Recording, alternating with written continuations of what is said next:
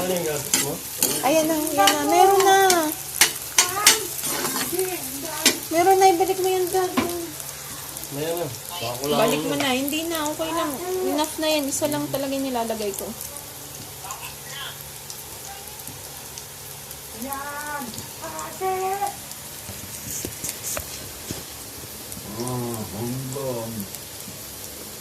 Nandiyan ba si Onjo? Ito na yun.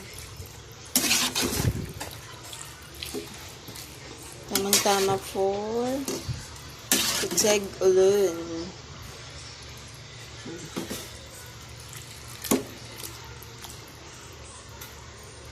Ingredients lang yan guys is corned beef, hot dog, gulays, and nilagyan ko siya ng ng egg. Ayan o.